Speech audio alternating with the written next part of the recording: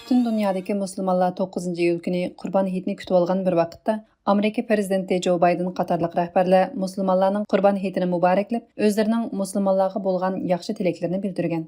Prezident Joe Biden Twitter'da e'lon qilgan bu vaqtdagi tabrik so'zida o'zining va xonimi Jill Bidenning Müslümanlarning Qurban Hayitiga bolgan tabrikini va shundaqla hajning qabul bo'lishiga qarta tileklarini bildirgan. U yana Qurban Hayitining jamoatga, tantaniga, marhamatga va mulozimatga to'lgan shod-xuramliq bir hayit bo'lishiga tilakdosh ekanligini aytgan. Prezident Biden bu yillik Qurban Hayitini Xitoy hukumati Uyg'ur elida musulmonlarning diniy e'tiqodini cheklagan. Ro'za Hayit bilan Qurban Hayitini tabriklashni faqat belgilik joylarda ilib beriladigan, kontrol ostidagi sahnalashgan siyosiy tashviqot faoliyatiga aylantirib olgan bir vaqtda qizg'in tabriklashi kuchli diqqat qo'zg'adi. Aqsaroyning Qurban Hayit munosabati bilan e'lon qilgan tabriknomasidami Prezident Biden Qurban Hayit va haj ibodatining dunyodagi Yahudi, Xristian, İslam dinlarining o'rtaq yiltizini eslatadiganligini bildirgan. Biden mundaq degan: İbrahim va o'g'lining Xudoga bo'lgan sadoqatini xotirlaydigan Qurban Hayit an'anasi va haj murosimi musulmonlarning e'tiqodini yangilash fursati. Shundaqla dunyodagi ulug' İbrahim dinlarining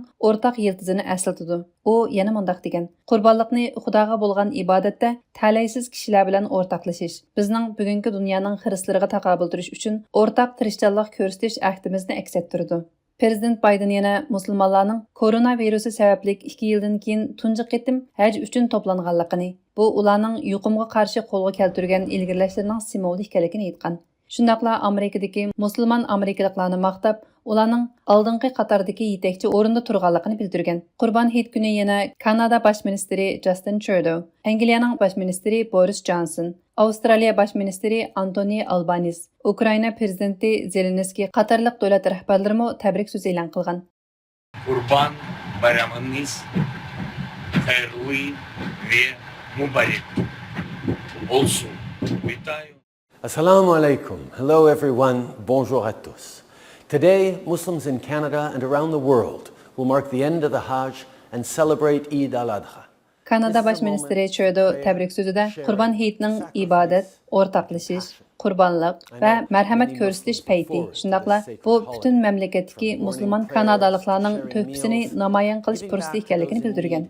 So today, I hope that you find peace and meaning through the practice of your traditions, that you can come together with the family and friends you love, that you can celebrate your community and all it has done for our country.